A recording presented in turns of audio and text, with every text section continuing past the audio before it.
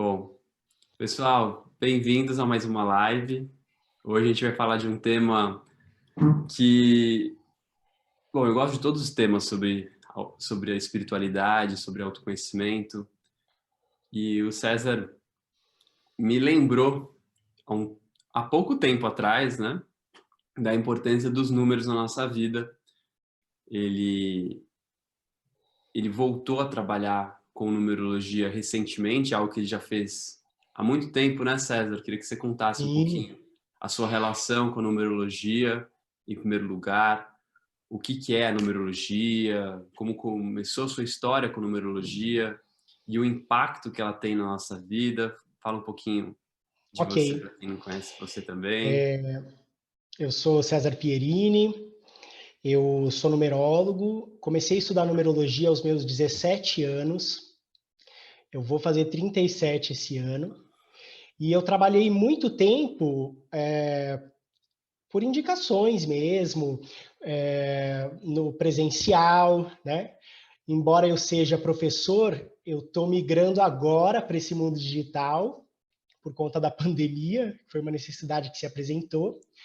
E eu comecei muito cedo o estudo da numerologia, a princípio com a minha madrinha, que é numeróloga, que foi a minha orientadora, e depois fazendo vários cursos, porque desde criança eu apresento uma mediunidade e eu tinha muito medo dos aspectos mediúnicos, né? Por sofrer alguns ataques espirituais durante o sono. E eu acreditei que se eu fizesse um curso como de numerologia e eu pudesse me colocar à disposição para trabalhar com a espiritualidade, eu seria capaz de parar com esses aspectos, né, ostensivos da mediunidade e canalizar tudo para esse estudo, né? O que não aconteceu, eu tive que desenvolver minha mediunidade de outras maneiras também. Então, passei 9 anos da minha vida estudando espiritismo, depois eu fui para outros caminhos, outras escolas iniciáticas, estudei na Umbanda, me consagrei como sacerdote de Umbanda, até que eu percebi que o que eu precisava mesmo não estava necessariamente fora ou em alguma religião, mas estava em assumir quem eu era, né? O meu propósito de vida.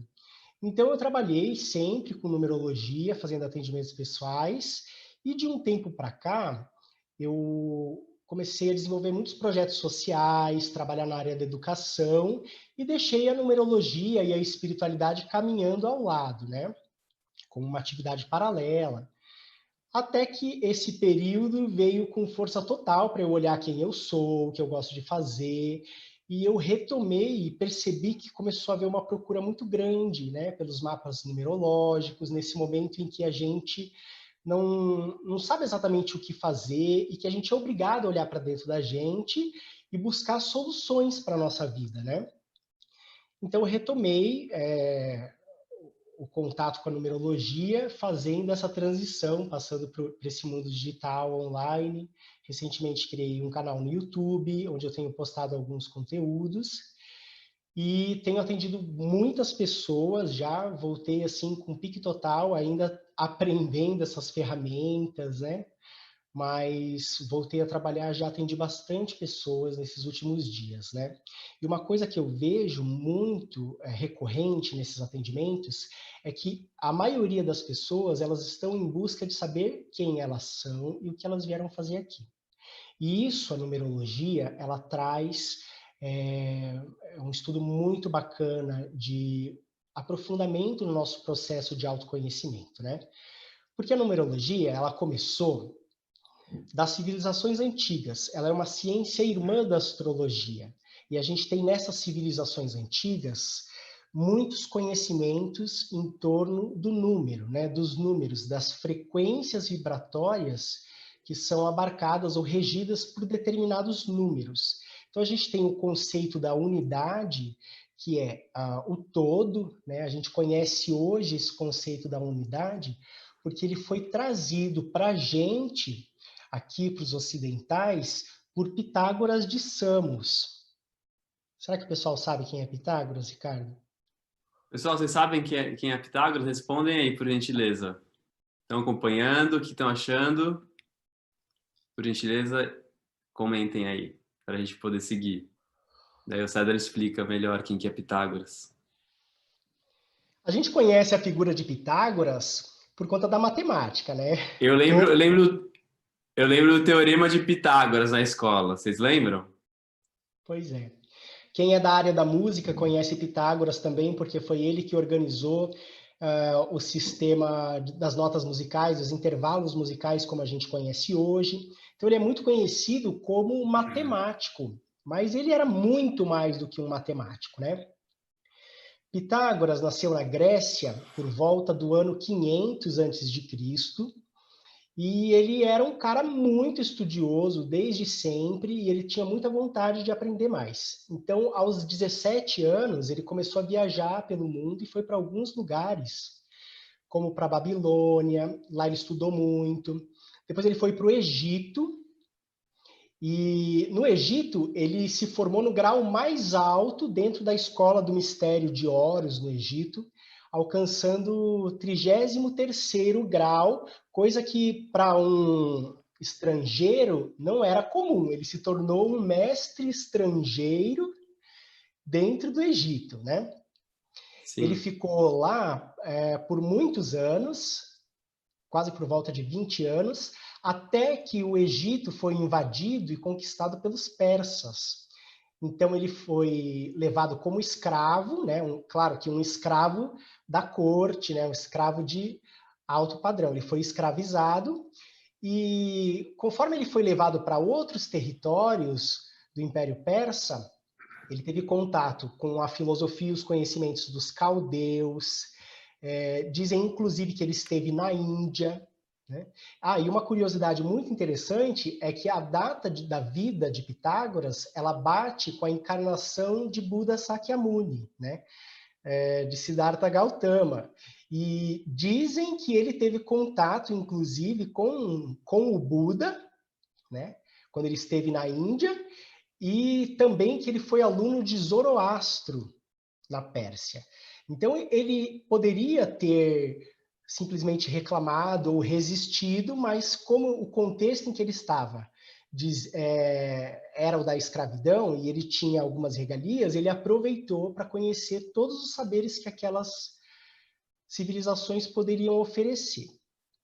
Tanto que tem alguns livros indianos que dizem que passou por ali um mestre jônio, porque ele era da civilização jônica, né, Grécia. Uhum. Então tem alguns livros sagrados hindus que falam que um mestre grego passou por lá, né? Então é muito interessante. E uma das coisas muito interessantes também sobre Pitágoras é que quando ele estava no ventre da mãe, a mãe dele foi até a cidade de Delfos, onde tem o oráculo de Delfos, e conversou com uma pitonisa, que era um ser, uma mulher que recebia uma força espiritual e que eram consideradas sacerdotisas, oráculos, e nessa ocasião, essa pitonisa, ela disse para a mãe dele que ele seria um ser muito iluminado, que ia trazer muito conhecimento para a Terra, e também disse que ele era uma encarnação do deus Apolo. Então, em respeito a essa profecia da pitonisa, ele chama Pitágoras, né? E esse Pit vem de Pitia, que é a pitonisa, né? Então, o que a gente sabe hoje de Pitágoras são os que os grandes pensadores, os grandes filósofos deixaram escrito nos seus legados, porque não sobrou quase nada do conhecimento de Pitágoras, além do que é comentado por esses grandes autores, né? Como Sócrates, Platão, Plutarco. E entre essas coisas, a gente sabe que depois de um grande período, quando ele tinha mais de 50 anos, que ele foi liberto como escravo, ele voltou para a Grécia e lá ele ensinou todos os sacerdotes da região, né, como eles deveriam se portar, o contato com o sagrado, tudo que ele aprendeu e refinou no Oriente e no Egito, ele trouxe de volta para a Grécia. Depois que ele formou todo mundo que estava lá no alto escalão, né, tanto do mundo filosófico, e inclusive ele foi a pessoa que criou o termo filosofia, esse termo foi Uhum. criado por Pitágoras. Ele pegou a sua mãe e foi para o sul da Itália, num lugar chamado Crotona, né, que naquela época pertencia ao, ao, ao Império Grego, né? Pertencia à Grécia, no sul da Itália. E ali ele formou uma escola iniciática, né? Em que ele só admitia pessoas que tivessem envergadura moral muito elevada para ter acesso a esses saberes, a esses conhecimentos. Uhum. E por conta disso, e por questões políticas, ele se encontrou uma vez com um rapaz, e esse rapaz, ele queria muito fazer parte da escola de Pitágoras, mas ele não aceitou, porque o rapaz não tinha envergadura moral. Só que o pai dele era um grande político, muito conhecido. Então, como ele tinha esse poder político, o pai do cara associou alguns conhecimentos que ninguém conhecia, como, por exemplo, a astronomia, porque Pitágoras era um excelente astrônomo, então ele sabia dizer quando tinha um eclipse, quando tinha algo, quando um cometa ia passar, e começou a dizer que se tratava de um bruxo. Então, a escola de Pitágoras foi queimada e toda a sabedoria que existia dentro daquela escola foi queimada junto com ele. A única coisa que nós temos hoje, que seria um pensamento direto de Pitágoras, são os versos de ouro de Pitágoras, que foram reunidos, foram escritos assim que houve a queima da escola deles. Um dos seus discípulos saiu dessa escola, conseguiu fugir do incêndio e escreveu essa obra, da qual foi denominada Os Versos de Ouro de Pitágoras, né? Então, a gente tem todo esse conhecimento em torno da espiritualidade, porque um dos preceitos pitagóricos era que era a metempsicose, em que a transmigração da alma. Ele também acreditava que nós somos seres espirituais vivendo uma realidade física. Então, a Uhum. partir disso, o legado de Pitágoras ele sofreu um segundo banimento com a instituição da Igreja Católica, porque Santo Agostinho ele era um grande admirador de Pitágoras, e ele era numerólogo e ele inclusive fazia análise numerológica das pessoas para indicar o que elas vieram fazer aqui, né? Só que Nossa. até que chegou o ponto em que o próprio Santo Agostinho, que é o maior teólogo, né, um dos maiores teólogos da Igreja Católica, ele recebeu uma intimação que ele deveria abandonar a numerologia para que ele pudesse continuar sendo padre. Então, daí, as únicas coisas que a gente tem e que trouxe esse legado esotérico, ou seja, aquilo que só pode ser ensinado para os iniciados, veio a partir das escolas iniciáticas, das seitas, dos Rosa-Cruzes, né? Então, foi a partir disso que a gente conseguiu resgatar e ter acesso hoje ao que é esse conhecimento que veio de Pitágoras relacionado à espiritualidade e à matemática. Um conhecimento universal, né? E as pessoas têm pouquíssimo acesso. Tinham, né? Agora com a internet isso fica muito mais fácil. Qualquer pessoa pode acessar, mas não sabe o que acessar. A gente tem hoje muita informação disponível, a gente tem uma enxurrada, né? Aí de informação na internet, só que às vezes muito mal distribuída, às vezes a gente acaba não sabendo onde procurar, nós temos, às vezes, essa dificuldade de saber o que é verdade, o que não é, né? A gente tem dificuldade de discernir a sabedoria espiritual, né? Porque tem muita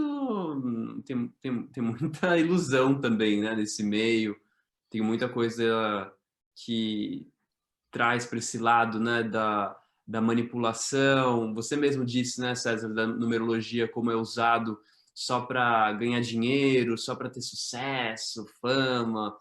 distorções, né, que o ser humano consegue de uma maneira muito impressionante. Eu fico assustado eu fico impressionado, mas eu fico assustado ao mesmo tempo como o ser humano tem essa capacidade de distorcer a informação, o conhecimento, a sabedoria e utilizar para fins egocêntricos, né? Isso é muito triste, isso é lamentável e eu acho que isso é legal, acho que seria muito legal você falar um pouquinho sobre isso, o que realmente numerologia, para que serve realmente a numerologia. Então, isso que você falou, o que que acontece? Até umas décadas atrás, as únicas coisas que a gente tinha acesso de numerologia eram livros que falavam sobre como você encontrar um parceiro, ou como você ter sucesso, como mudar seu nome para ter sucesso através da numerologia, né?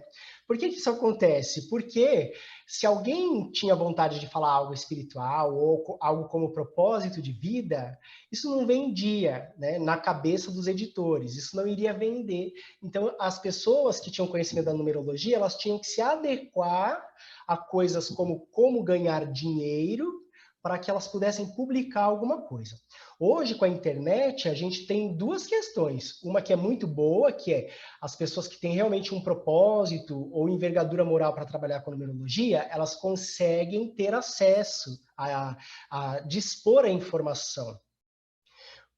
Porém, o que que acontece? Com a tecnologia também, esse mercantilismo continua, porque muitas pessoas criam sites, por exemplo, para você fazer uma análise numerológica, em que é aquela coisa robotizada. Você passa os seus dados, a pessoa te envia um documento e boa sorte, né?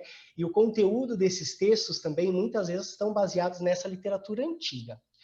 Quando a gente usa hoje a numerologia alinhada com o propósito que ela realmente deveria cumprir, a gente consegue complementar o nosso processo de autoconhecimento. De que maneira? A gente consegue reconhecer pela numerologia qual foi o acordo kármico que nós fizemos antes dessa encarnação, para que a gente soubesse quais eram as ferramentas que nós trazemos, né, para nos ajudar a colocar em prática o nosso propósito existencial. E, inclusive, o destino que a gente pode ter caso a gente esteja alinhado com a nossa essência, com a nossa alma e cumprindo com esse propósito existencial, né? Então, quando a gente faz o mapa numerológico, posso dar um exemplo? Pode. A semana passada, eu atendi uma moça muito legal, que eu fiquei muito feliz de conhecer ela, e ela me disse que o sonho dela era ser terapeuta holística, né? Eu não vou falar o nome dela porque é antiético, mas ela me disse que o sonho dela era ser terapeuta holístico. Só que ela trabalhava como administradora de uma empresa de lustres, né? Então ela tem uma empresa e ela toca isso.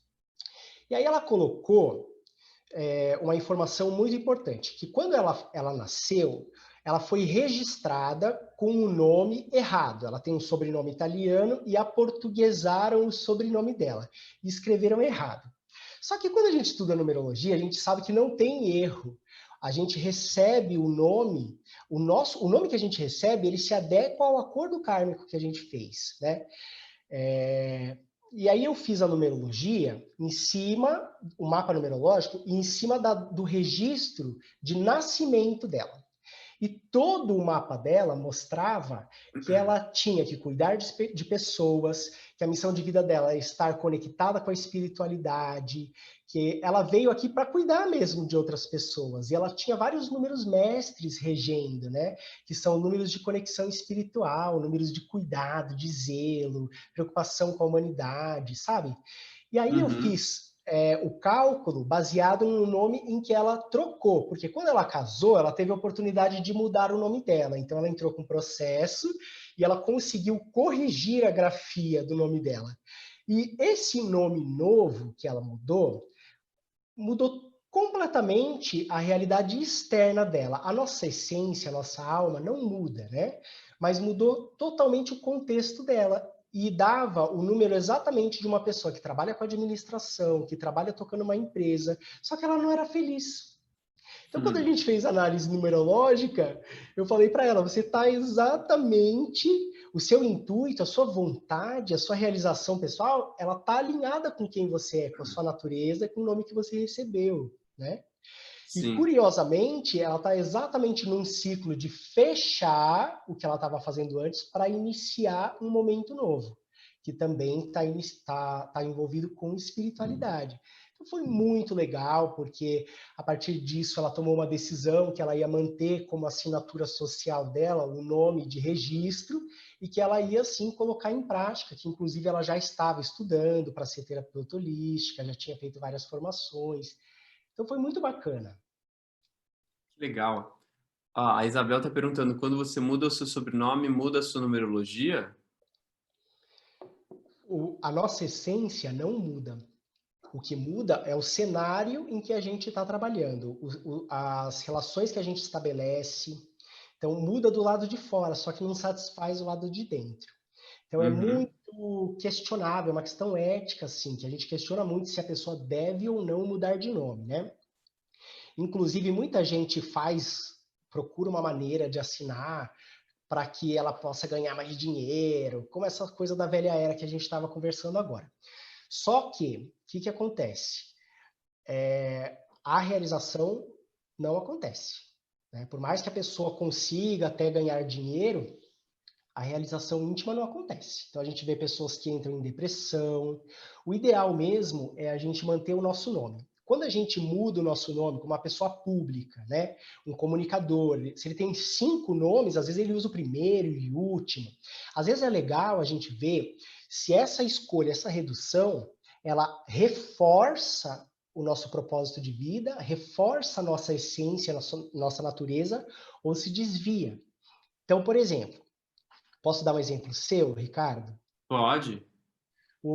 Na numerologia do Ricardo, tá o seguinte: ele tem um número de alma de essência que é 5, que é aquele que promove transformações, aquele que veio para promover mudanças, né?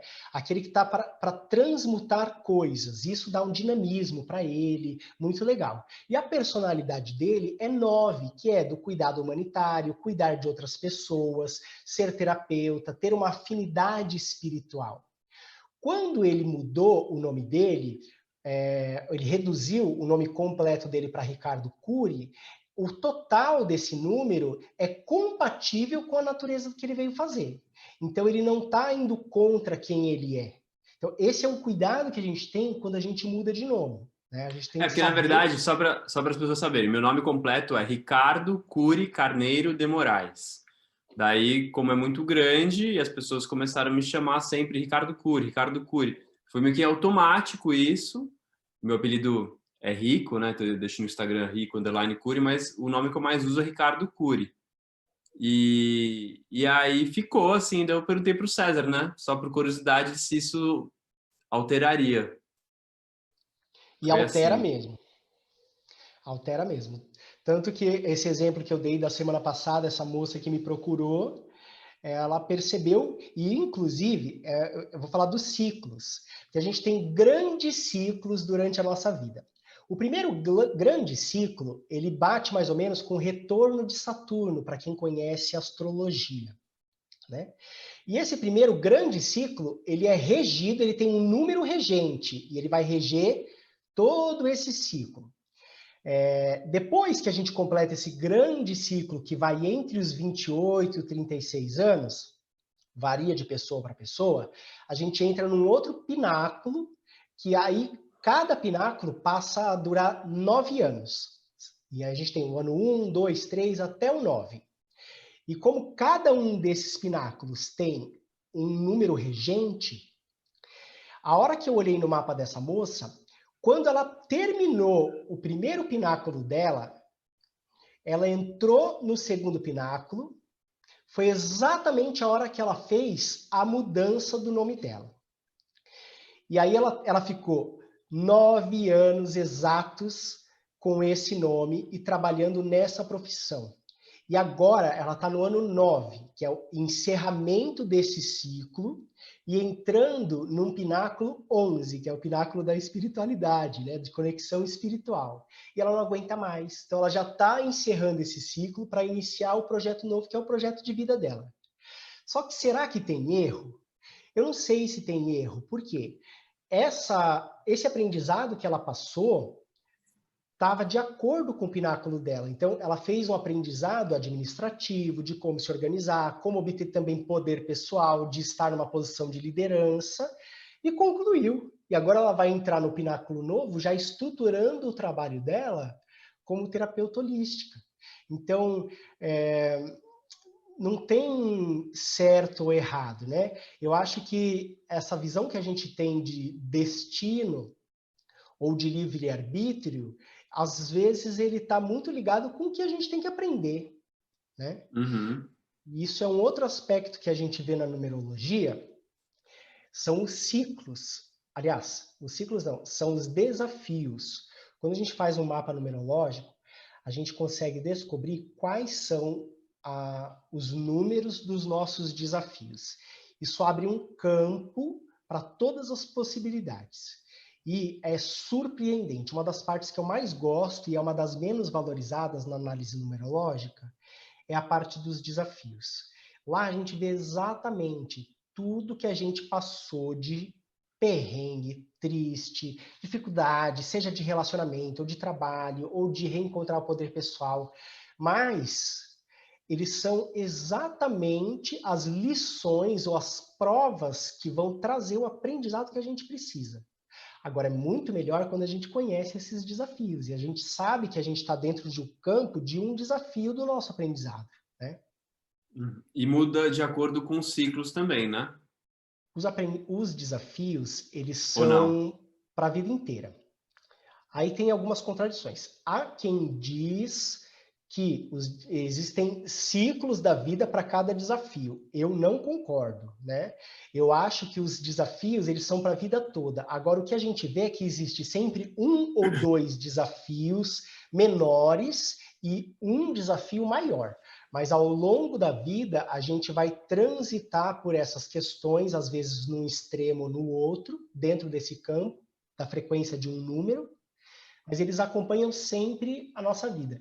E são eles que vão levar a gente a chegar no nosso destino mesmo, né? Mas eles não são coisas ruins. Desafios, eles são as ferramentas que a gente escolheu para crescer e para chegar onde a gente tem que chegar. Que legal. Ó, vamos responder aqui algumas perguntas. Pode ser. Eu vou pegar uma aqui do YouTube, tá? O Marco pergunta assim: é preciso saber o dia e a hora do nascimento para fazer o mapa? Não. Na astrologia, a gente precisa da hora e do local. Na numerologia, a gente precisa do dia exato e do nome, do primeiro nome que você recebeu. Do nome que você teve lá na sua certidão de nascimento ou no seu certificado de batismo, né? Agora, a dificuldade, a limitação da numerologia, ela tá quando a pessoa às vezes nasce num dia, principalmente pessoal da roça, assim, e é registrado em outro. Aí a gente precisa saber a data certa, mas a hora não precisa. E aí tem outra pessoa perguntando que ela mudou o nome, acrescentou o de casada, né?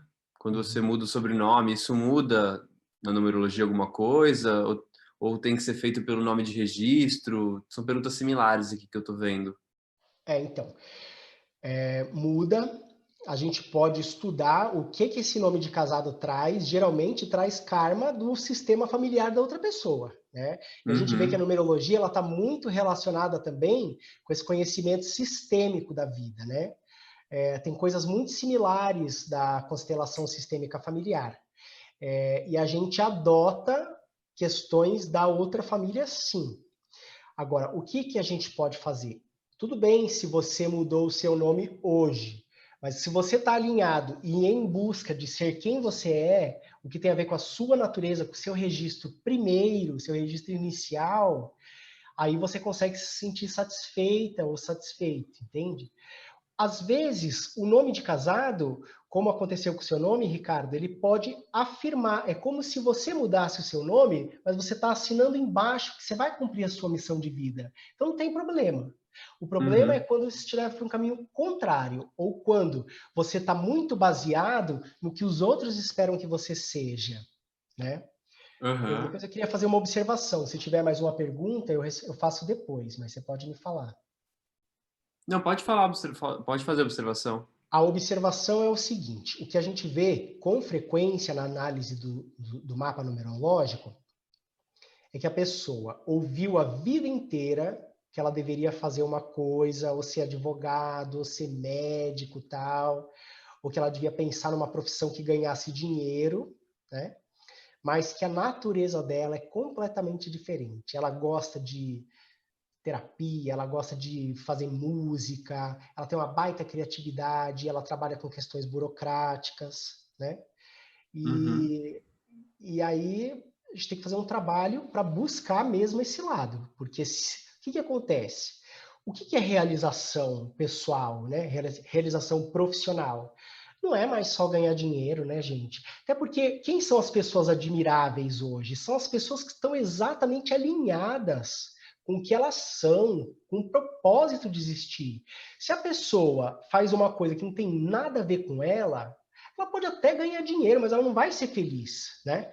Agora, se a pessoa está alinhada com o que ela tem amor pelo que ela faz, ela colocou a alma dela a serviço da humanidade, a serviço da personalidade dela, com certeza ela vai ser bem-sucedida, com certeza ela vai ter uma vida abundante e feliz, porque ela está em sintonia com o que ela veio fazer, não é verdade? Com certeza. Hoje, mais de 80% das pessoas, isso é um dado, são insatisfeitas com o trabalho. Porque o desalinhamento com a essência, com a consciência, com o espírito, com a alma, com o nome que você quiser dar, mas para essa parte aí interna nossa, essa desconexão, esse desalinhamento é o que causa, no nível individual e coletivo, todos os problemas que nós vemos. Então, se tem um problema na sua vida, parece piada, né? Até uma brincadeira. Eu sempre falo que é uma brincadeira, mas é sério ao mesmo tempo. Não é propaganda enganosa. A solução para todos os seus problemas é conexão espiritual, né? Claro que para você se conectar espiritualmente, existe um trabalho profundo de autoconhecimento que deve acontecer. Ah, então eu vou fazer meu mapa numerológico, meus problemas vão acabar. Ou meu mapa astrológico. Ou vou fazer um retiro, meus problemas vão acabar. As pessoas procuram, né, César, fast food na espiritualidade. Não Exatamente. existe. Não existe fast food. Não existe mágica. Na verdade, o processo espiritual ele é mágico. Existe muita magia. Você começa a explorar um campo infinito de possibilidades. Isso é real, isso é sério, é misterioso, é muito empolgante, né? É uma delícia você se aprofundar no seu processo, mas não é fácil. É um caminho para quem tem força, para quem tem persistência, para quem tem disciplina. Lá na Índia eles falam muito do arquétipo do guerreiro, né? Você precisa desenvolver esse guerreiro dentro de você, de não desistir do seu processo, porque vai vir momentos que você vai se sentir perdido, você vai se sentir deprimido, falar, putz, grila, o que que eu estou fazendo na minha vida? Por que que eu fui para a Índia? Por que que eu fui fazer aquele retiro? Por que eu mergulhei? Por que eu fui fazer aquele mapa numerológico? Porque aí abre coisas que você não queria ver. Porque de repente aparece um desafio que você sabia, por exemplo, no mapa, né? Aparece um desafio que você sabia, mas não estava querendo ver. Ah, mas eu não quero lidar com isso. Ou lá no retiro, ou no processo seu de meditação diária, ou qualquer momento que você decide se interiorizar, você começa a ver coisas que são difíceis de você lidar e você não quer olhar. Então você precisa persistir no caminho do autoconhecimento. Não é fácil lapidar uma escultura belíssima. Você acha que é fácil aquelas esculturas lindas que o artista foi lá e fez todo aquele trabalho maravilhoso? Não é simples, né? Só que aquele esforço fez com que ficasse belíssimo, maravilhoso. E eu vejo que o processo de autoconhecimento é a mesma coisa, a gente está sempre se esculpindo e tirando aquilo que não serve mais, e eu acho que a gente poderia e deveria usar da melhor maneira possível essas ferramentas maravilhosas que estão disponíveis hoje de autoconhecimento, e com certeza a numerologia, ela é uma delas, e eu tenho visto muita força na numerologia, como ela nos ajuda a clarear o processo, né? Uhum. Então você poderia contar um pouquinho mais sobre a clareza que a numerologia pode trazer para o propósito existencial das pessoas? Posso sim, eu vou usar isso que você falou agora, que eu lembrei. Infelizmente não lembro quem era o escultor que falou isso, né? Mas eu já ouvi dizer, né, pela professora Lúcia Helena Galvão, que eu gosto muito, mas não me lembro quem foi. E perguntaram para esse escultor como ele era capaz de fazer uma obra de arte tão linda, esculpir uma estátua tão linda de uma pedra de mármore, né? Aí ele disse que, na verdade, a estátua, a obra de arte, ela já estava lá.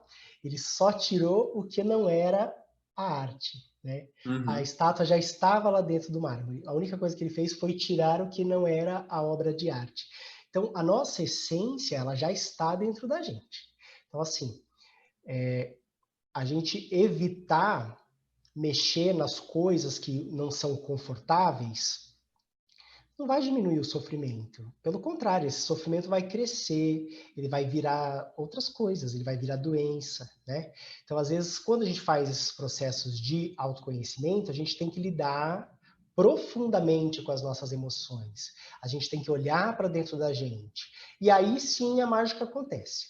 Muitas vezes a pessoa já está numa busca por espiritualidade e ela faz uma análise numerológica e ela tem a confirmação porque todo mundo tem mente, independente da gente estar trabalhando o nosso autodesenvolvimento, autoconhecimento, a gente sempre vai ter que lidar com uma mente que nasce do medo biológico e a função dela é te proteger. Então ela tem medo que você faça mudanças, ela tem medo que você mexa em algumas coisas, mas é só a partir do momento em que você se reconhece como uma consciência e não com a sua mente que você pode fazer as mudanças necessárias, né?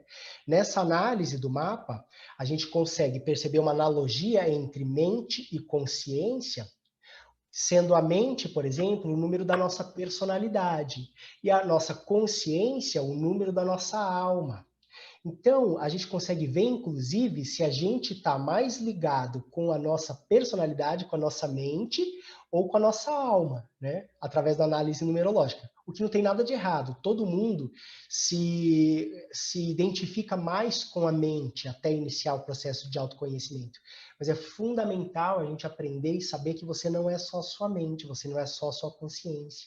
Você é uma consciência, aliás, né? Você é uma essência. E buscar lá tanto pelas meditações, como pelos retiros, né? Como em vários processos, mas também como análise numerológica, que é algo que vai apontar precisamente, embora ela não seja um oráculo ou não é algo mágico, né? Ela é algo semelhante a uma ciência mesmo. Ela já pode até ser considerada uma ciência, um conhecimento heurístico, que é aquele conhecimento que ainda não se encaixa dentro dos critérios da cientificidade.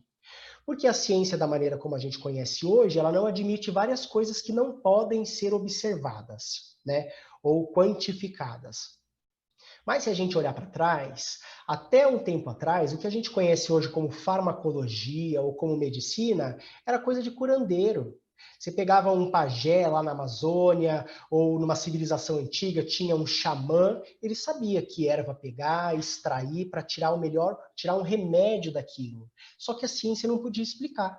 Hoje a ciência já consegue explicar quais são os princípios ativos que estão dentro dessas substâncias, dessas plantas, que promovem a cura. Então a gente Uhum. acredita que um dia, a hora que a ciência estiver disposta a reconhecer, a analisar ou a pesquisar através de outros parâmetros mais abrangentes, a gente vai conseguir considerar a numerologia como uma ciência. Nossa, muito interessante isso. Muito É. legal. Pessoal, alguém tem mais alguma pergunta? Vamos ver. Cadê? O pessoal está adorando. Comentem aí o que vocês estão achando. Tem muitos comentários legais. Se puderem, compartilhem também para alguém que você sabe que vai gostar desse assunto.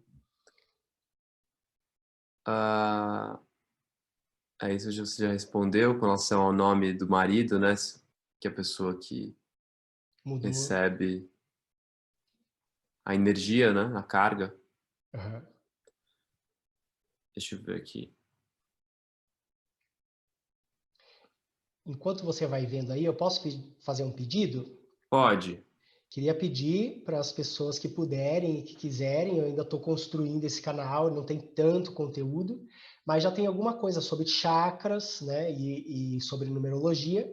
Meu canal do YouTube, que se escreve Caesar Pierini, né, Caesar S. Pierini, depois a gente pode até colocar na descrição do vídeo.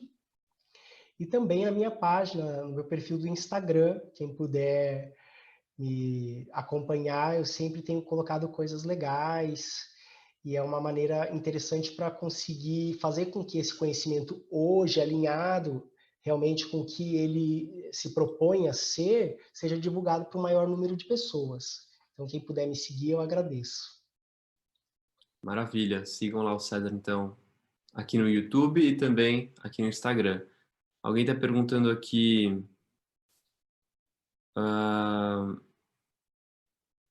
número... Você falou número de essência, por acaso? Número de desafio, qual a diferença?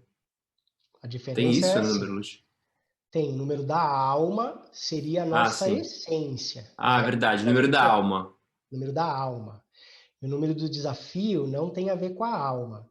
É um estudo que o número da alma a gente obtém através das vogais do nosso nome. E os desafios a gente obtém através de uma soma meio complexa da data do nosso nascimento, que não é a lição de vida. Né? A lição de vida é onde a gente vai chegar e vem da data do nascimento. O número do desafio é bem complexo e dificilmente a gente encontra assim pesquisando na internet, né? Mas a gente consegue chegar e a gente sempre se identifica com esses desafios, porque a gente parece que a vida inteira a gente esteve entre essas polaridades, sabe? Muito interessante, são coisas totalmente diferentes, a essência dos desafios. Legal. As pessoas estão perguntando o que aqui? Deixa eu ver. Numerologia ajuda a mudar a vida da pessoa. Em que sentido a numerologia poderia ajudar a mudar a vida da pessoa? Mudar a vida da pessoa, se essa pessoa estruturou a vida dela na opinião de outras pessoas, se essa pessoa está mais identificada com a personalidade dela do que com a alma dela, isso ela ajuda a mudar mesmo. Ajuda a mudar. A gente consegue observar se você está alinhado ou não com o que você é. Então aí você tem uma mudança de vida, mas aí você vai ter que mudar a sua vida. Claro, ela abre uma possibilidade de mudança, ela te ajuda, mas não é que ela não vai fazer mágica, tem que deixar isso bem claro, né? Quem tem que fazer a mudança é você. Exato. Estão perguntando aqui se você também calcula o ano pessoal. O ano pessoal, ele é calculado e a gente analisa dentro dos pináculos em que ano pessoal a pessoa está. Uma coisa que é muito frequente, a pessoa fala assim, ai, parece que minha vida parou. Perdi o trabalho, terminei o casamento, saí de casa, tudo que eu acreditava está ruindo. Aí eu já suponho na hora que essa pessoa esteja, por exemplo, no ano 9, que é o fechamento do ciclo, que é um ano de recolhimento, da gente olhar para dentro, né? Mas com análise numerológica, a gente vê ano a ano, né? Uhum. Qual a vibração desse ano que a gente está passando. E como é que é visto isso? Você soma todos os números da sua última data de aniversário. Então, Uhum. se a pessoa, o Ricardo, por exemplo, ele acabou de fazer aniversário dia 29 de maio de 2020, então eu vou somar 2 mais 9, 11, mais 5, 16.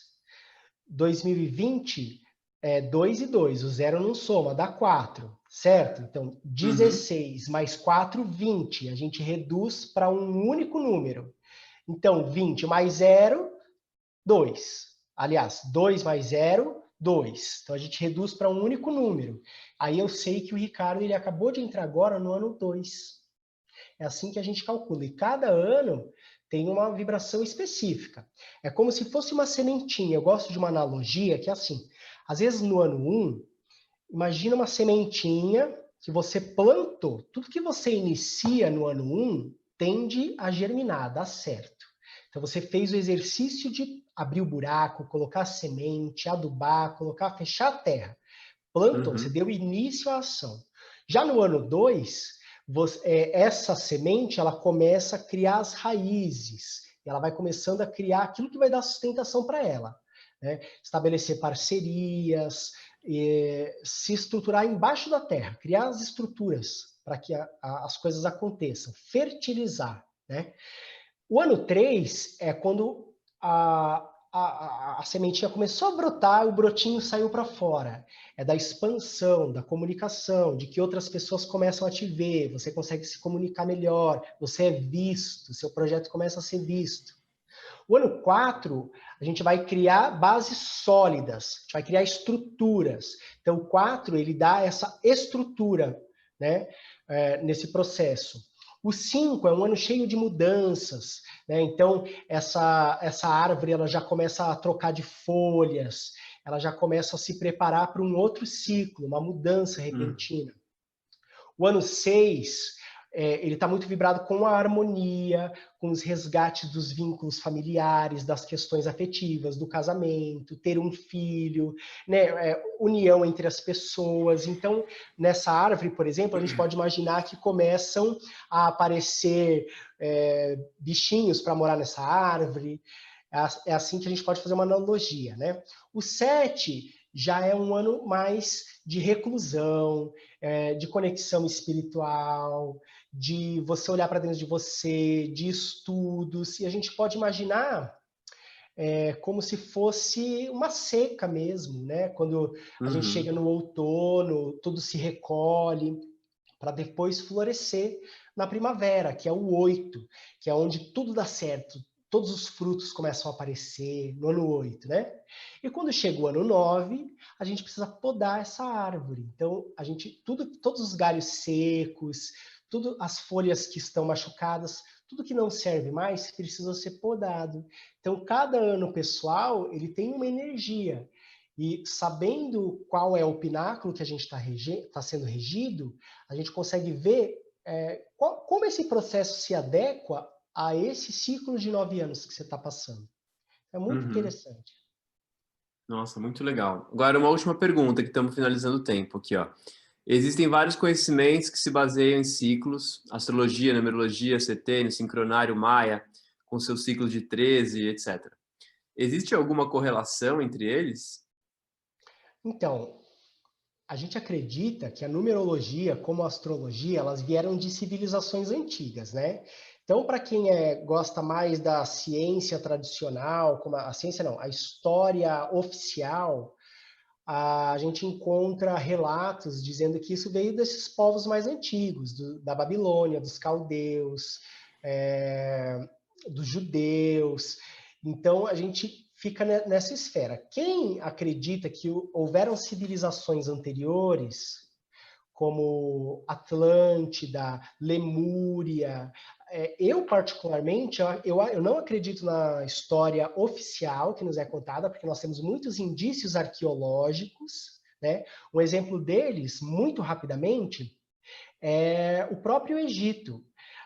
Como que a gente pode considerar que da pré-história, em que as pessoas moravam dentro da caverna, em 1000 anos a gente passa a ter o Egito, por exemplo, com a construção das pirâmides, da esfinge, 3 tipos de escrita, uma escrita sagrada, uma escrita para a população, uma outra em códigos, e construções megalíticas que hoje a gente não tem recursos para fazer igual, entendeu? A gente não tem nenhum equipamento capaz, um guindaste capaz de levantar hoje com toda a tecnologia que a gente tem. Então, será que esses saberes não vêm de uma outra civilização? Então, eu acredito nisso. Eu acredito que a origem seja de outras civilizações. Todos esses saberes vêm de outras civilizações. Maravilha. Olha, tem muita pergunta agora surgindo, eu acho que a gente vai ter que fazer uma outra live. A Mas gente vamos pro... faz e eu É, amo falar sobre numerologia e eu quero muito que outras pessoas tenham esse respeito e esse amor por ela também. última pergunta, então. Números que se repetem na nossa vida, coincidentemente, tem alguma explicação? Tem alguma coisa a ver com numerologia? Não tem exatamente a ver com numerologia dentro do estudo pitagórico, né? Mas assim, no nosso mapa tem muitos números que se repetem, então a gente chama isso de excessos. Os excessos são as ferramentas que a gente tem a nosso favor, mas a gente também tem ausências, que são como se a gente tivesse vindo sem aqueles aplicativos, e a gente vai ter que aprender a lidar com isso. Mas só com uma análise numerológica bem feita que a gente consegue saber. Legal. Pessoal, a gente vai ter que encerrar. Tem mais um minutinho só. Então, se vocês gostaram, compartilhem essa live, vai ficar gravada aqui no IGTV, aqui no YouTube também, vocês podem compartilhar. E se vocês tiverem interesse em se aprofundar mais, sigam o canal do César no YouTube, também no Instagram. Se quiserem fazer mapa com ele, ele está aberto, está atendendo online, né, César? E Só no link da mandar. bio, no link da Fala. bio do meu perfil no Instagram, tem um link com um PDF falando um pouco mais sobre numerologia e uma análise numerológica e um formulário em que você solicita seu mapa. Lá tem todas as informações. Qualquer dúvida vocês podem me perguntar também. Legal. Então, no YouTube, César Pierini, tá, pessoal? Só para vocês saberem. E aí no Instagram também, certo? Ok.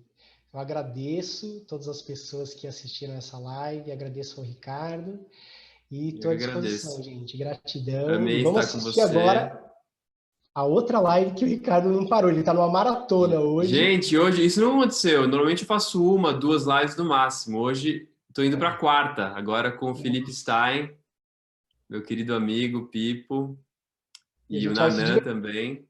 Vamos lá escutar um pouco eles que cantam super bem, para finalizar a nossa segunda-feira com uma energia super elevada. É só pelo Instagram, tá, pessoal do YouTube? Então a gente se vê daqui a pouquinho lá. Ok. Gratidão, pessoal. Obrigado, pessoal. Boa noite. Boa noite. Até já.